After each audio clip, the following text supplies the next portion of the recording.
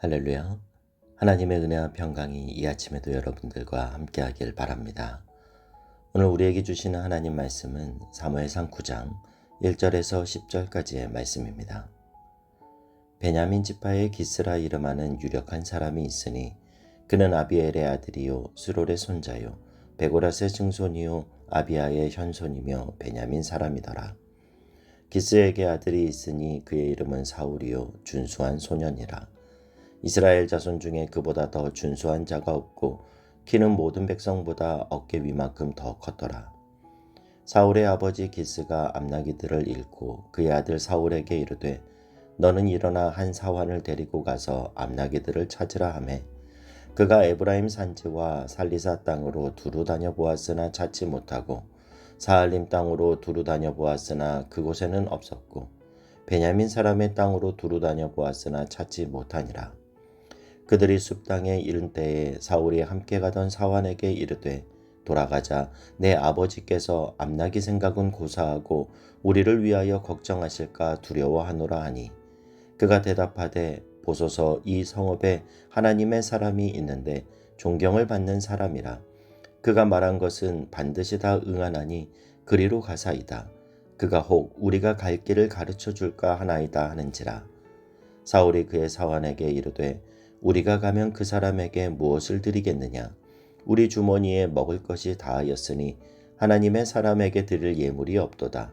무엇이 있느냐 하니 사환이 사울에게 다시 대답하여 이르되 보소서 내 손에 은 한 세겔의 4분의 1이 있으니 하나님의 사람에게 드려 우리 길을 가르쳐 달라 하겠나이다 하더라. 옛적 이스라엘에 사람이 하나님께 가서 물으려 하면 말하기를 선견자에게로 가자 하였으니 지금 선지자라 하는 자를 옛적에는 선견자라 일컬었더라. 사울이 그 사환에게 이르되 내 말이 옳다. 가자 하고 그들이 하나님의 사람이 있는 성읍으로 가니라. 아멘. 사무엘이 이제 나이가 들어 늙었습니다. 그러자 이스라엘 백성들은 사무엘 선지자에게 당신이 늙었고 또 당신의 아들들의 행실은 올바르지 못하니까 우리에게 이방 나라들처럼 왕을 세워달라 요구합니다. 하나님은 왕의 제도라는 것이 얼마나 너희들을 억압하고 심지어 너희를 종으로 삼을 것인지 분명하게 경고하셨지만 그들은 뜻을 굽히지 않고 계속 요구하였고 하나님은 마지못해 왕의 제도를 허용하십니다. 그러면서 하나님은 사무엘에게 말씀하시기를 그들이 너를 버리려고 하는 것이 아니라 나를 버리려고 하는 것이다 말씀하시죠. 그래서 이제 오늘 본문에는 이스라엘의 초대 왕으로 세워진 사울이라는 사람에 대해 나오고 있습니다. 1절 2절 말씀을 보면요.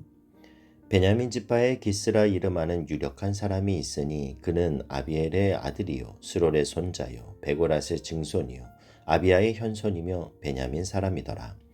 기스에게 아들이 있으니 그의 이름은 사울이요 준수한 소년이라.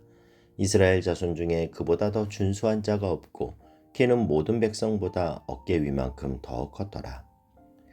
사울은 베냐민 지파의 유력한 집안에서 나고 자랐습니다. 그리고 그는 준수한 소년이었다고 말하는데 이 준수하다라는 말은 건강하고 힘이 세고 훌륭한 외모를 갖추었다라는 뜻입니다. 우리가 이 사울 왕이 말년에 가서는 하나님이 그를 버릴 수밖에 없는 타락한 인물이 되는 것을 알고 있지만 그러나 처음 하나님이 그를 세우실 때는 이스라엘의 초대 왕이 될 만큼 하나님의 인정을 받았던 사람이었습니다. 이 사울이라는 사람의 됨됨이가 어떠했는지에 대해 성경은 한 에피소드를 소개하고 있는데요. 3절, 4절 말씀을 보면요. 사울의 아버지 기스가 암나기들을 잃고 그의 아들 사울에게 이르되 너는 일어나 한 사환을 데리고 가서 암나기들을 찾으라 하매 그가 에브라임 산지와 살리사 땅으로 두루 다녀 보았으나 찾지 못하고 사알림 땅으로 두루 다녀 보았으나 그곳에는 없었고 베냐민 사람의 땅으로 두루 다녀 보았으나 찾지 못하니라. 어느 날 사울의 아버지가 기르는 암나기들 중 몇 마리를 잃어버리자 아버지는 아들 사울에게 사환을 데리고 가서 암나기들을 찾아오라고 말합니다. 여러분, 집 나간 암나기들이 어디로 간 줄 알고 찾아 나섭니까? 하지만 사울은 아버지의 말에 순종하죠. 그러면서 에브라임 산지, 살리사 땅, 사알림 땅 등 이곳저곳을 두루 다니며 찾습니다. 그는 아버지가 없는 곳에서도 아버지의 말씀에 성실한 마음으로 순종했습니다. 사울에게서 또한 발견되어지는 귀한 모습이 5절에 나오는데요. 그들이 숲당에 이른 때에 사울이 함께 가던 사환에게 이르되 돌아가자, 내 아버지께서 암나기 생각은 고사하고 우리를 위하여 걱정하실까 두려워하노라 하니, 사울은 아버지의 말씀에 순종할 줄 아는 순종의 사람이었고 자신에게 맡겨진 일에 성실함으로 최선을 다하는 사람이었습니다. 또한 그는 그러면서도 아버지의 마음을 헤아릴 줄 아는 귀한 마음을 갖고 있었습니다. 다른 사람의 발을 씻겨주려면 물의 온도에도 신경을 써야 한다라는 말이 있죠. 우리가 다른 사람을 섬기는 마음도 중요하지만 그 사람의 상황과 마음도 헤아려 가면서 섬겨야 한다라는 말입니다. 아버지의 말에 순종하면서도 양을 찾다가 자신이 며칠씩 집을 비우면 집에서 기다리는 아버지의 마음은 어떨까? 아버지의 마음까지도 헤아릴 줄 알았던 이 사울의 마음이요. 사울은 그런 아버지의 마음, 부모의 마음을 헤아릴 줄 아는 사람이었기에 결국은 백성들의 마음을 헤아릴 수 있는 사람으로 인정받았던 겁니다. 아버지가 걱정하실까 그게 걱정이라는 사울의 말에 사환이 6절에서 이렇게 말하죠. 그가 대답하되 보소서, 이 성읍에 하나님의 사람이 있는데 존경을 받는 사람이라. 그가 말한 것은 반드시 다 응하나니 그리로 가사이다. 그가 혹 우리가 갈 길을 가르쳐 줄까 하나이다 하는지라. 그 사언의 말에 사울이 어떻게 반응합니까? 10절 말씀을 보면요. 사울이 그의 사환에게 이르되 내 말이 옳다. 가자 하고 그들이 하나님의 사람이 있는 성읍으로 가니라. 사울은 아랫사람의 말이라도 옳은 것은 귀담아 듣는 사람이었습니다. 어쩌면 주인으로서 종의 생각을 따른다라는 게 체면이 깎이는 일일 수도 있고 자존심이 상하는 일일 수도 있지만 그는 그 종의 의견을 기꺼이 수용하죠. 이런 모습이 11절에서도 보여지는데요. 그들이 성읍을 향한 비탈길로 올라가다가 물 길르러 나오는 소녀들을 만나 그들에게 묻되 선견자가 여기 있느냐 하니, 선견자가 있느냐, 이렇게 사람들에게 물을 줄 아는 사람이었고 또한 귀담아 들을 줄 아는 사람이 바로 사울이었습니다. 그런가 하면 사울은 아주 세심한 마음가짐을 가지고 있는 사람이었는데요. 7절 말씀을 보면요. 사울이 그의 사환에게 이르되 우리가 가면 그 사람에게 무엇을 드리겠느냐? 우리 주머니에 먹을 것이 다하였으니 하나님의 사람에게 드릴 예물이 없도다. 무엇이 있느냐 하니, 지금 사울은 하나님의 사람에게 드릴 선물을 걱정하고 있는 거예요. 물론 선지자가 선물을 바라겠습니까? 그러나 사울의 입장에서는 옛부터 하나님께 물으려면 하나님이 세운 선지자, 선견자에게 가야 된다라는 말이 있고, 그런 은혜를 입으면 나름대로 감사의 표를 하고 싶은 마음이 사울 안에 있었던 거죠. 그랬더니 사환이 대답하기를 은 4분의 1세겔이 있습니다. 사울이 그것을 들고 이제 하나님의 선견자를 찾아갑니다. 그는 선지자를 향한 존중의 마음을 가지고 있었고 그 마음을 표현할 줄 아는 사람이었습니다. 여러분, 오늘 이 시대는 권위주의가 발붙일 수 없는 시대입니다. 그런데 안타까운 것은 권위주의를 배격하다가 권위마저 부정하고 있지는 않는가 하는 겁니다. 목욕물 버리려다가 목욕통 안에 있는 애까지 버린다라는 말처럼 잘못된 권위주의를 부정해야지 권위주의 싫다고 모든 권위를 다 무시하면 안 된다라는 거예요. 여러분, 제가 아이들을 데리고 기도하면서 한 번도 빼먹지 않고 하는 기도가 있습니다. 하나님, 좋은 스승 만나게 해주세요. 좋은 친구, 좋은 배필, 좋은 목사님 만나게 해주세요. 여러분, 어제가 스승의 날이었는데요. 오늘날 최고의 지성인들이 모여있는 대학교에서 학생들이 얼마나 교수님을 존중할까요? 중고등학교에서 배우는 학생들이 교단에 계신 선생님을 얼마나 존중히 여길까요? 너무나 안타까운 현실이죠. 실화인지 만든 얘기인지는 모르겠는데 초등학교 아들이 있었는데요. 아버지가 고위 공무원이었다고 합니다. 그러니까 이 초등학교에 다니는 아들이 자기 아버지가 꽤 높으니까 선생님 말을 안 듣는 거예요. 선생님이 자기 아버지보다 한참 아래라고 생각했던 거죠. 이 사실을 안 아버지가 아들의 버릇을 고쳐주기 위해 한 번은 아들과 함께 학교에 갑니다. 그리고는 선생님을 만나서 90도로 인사를 하는 거예요. 이제 갓 교편을 잡은 젊은 선생님이었는데도 말이죠. 그 모습을 보고 아들이 놀라는 겁니다. 그래서 조용히 아버지에게 물어봤대요. 아빠, 선생님이 아빠보다 더 높아?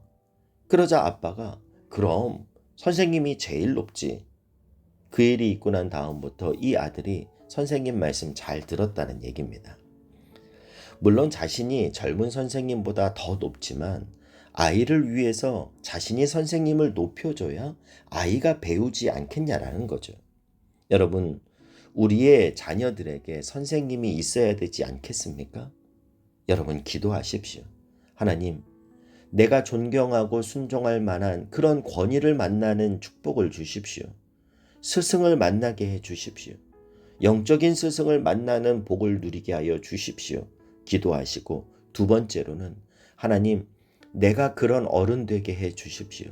내 자녀가 나를 아버지, 어머니로서 스승으로서 존경할 수 있는 권위를 갖게 해 주십시오. 오늘 이 아침 저와 여러분의 기도가 될 수 있기를 바랍니다. 이처럼 사울은 아버지의 말씀에 순종하되 적극적인 순종의 사람이었고 아랫사람의 말도 귀담아 들을 줄 아는 겸손함과 온유함의 사람이었습니다. 그러면서 하나님이 세우신 사람에 대한 그 권위를 인정하고 예의를 갖추고 있었죠. 그런데 여러분, 우리가 오늘 본문에서 놓치지 말고 기억해야 할 것은요. 하나님은 이스라엘의 초대 왕으로 사울을 세우는 그 계기를 만들기 위해서, 즉 사울이 하나님의 사람 사무엘에게 기름 부음을 받게 하기 위해서 암나기를 잃어버린 사건을 사용하고 계신다라는 거예요. 인간의 눈으로 볼 때는 아버지의 암나기를 잃어버린 일은 그저 우연한 일이에요.